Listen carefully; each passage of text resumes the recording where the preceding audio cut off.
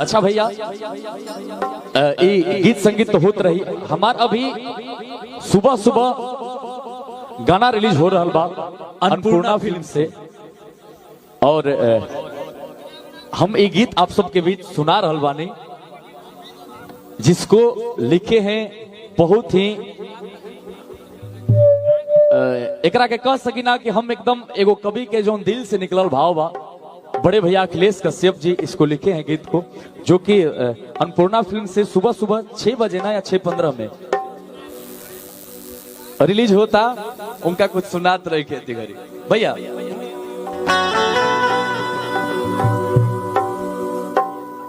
एक नोट कम कर लीजिए।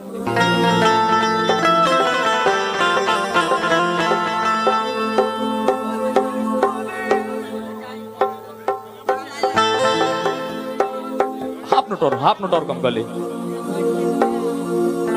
और बहुत दिन बाद हमने दोनों भाई आप सबके बीच सैड सॉन्ग लेके आ रहा वानी जा, जो कि सुबह सुबह रिलीज हुई। आप सब एक बार जरूर देखब एकरा के। हम अभी सुना देता नहीं आप सबके बीच।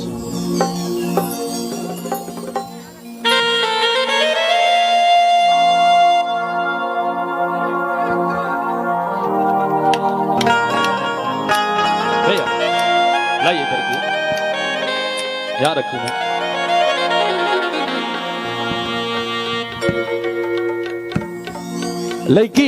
लड़का से बेपनाह मोहब्बत करेले करतिया, और लड़का भी बेपनाह मोहब्बत करता, लेकिन लड़की के साथे प्रॉब्लम ये हो रहा बा कि लड़की के शादी ओकर घर वाले कहीं और ठीक करताड़े।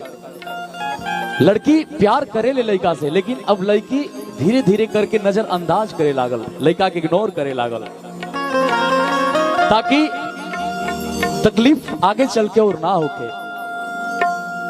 लड़की जब इग्नोर करे लागल लड़का के, तो लड़का लड़की से कहलस का, हाँ बा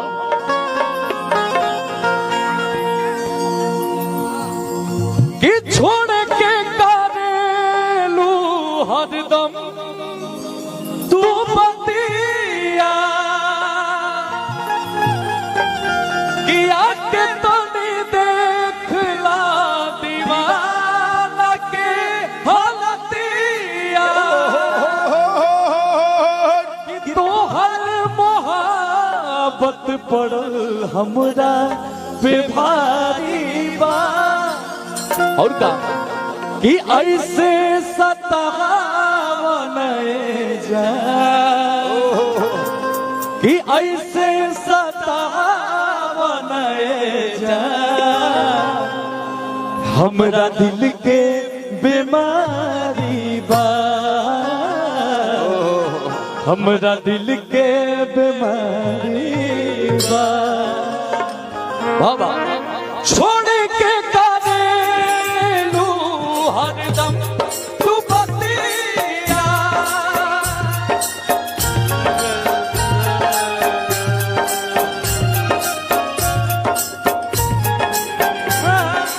आके तनी देखला दीवाना के हालतिया,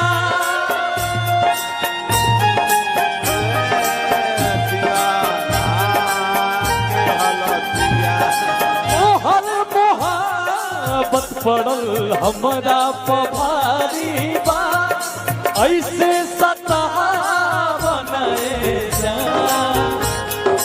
ऐसे सतावन जा, हमरा दिल के बीमारी बा, हमरा दिल के बीमारी बा, ऐसे सतावन जा, हमरा दिल के बीमारी बा, हमरा दिल के बीमारी बा।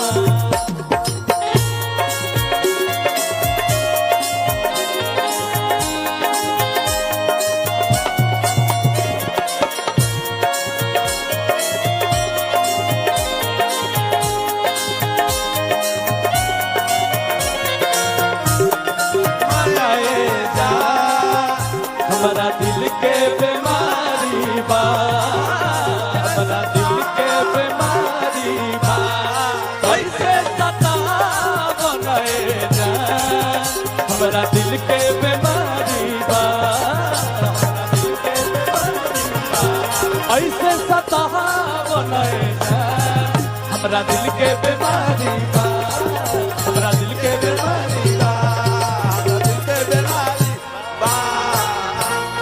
कि हमरा दिल के बीमारी बा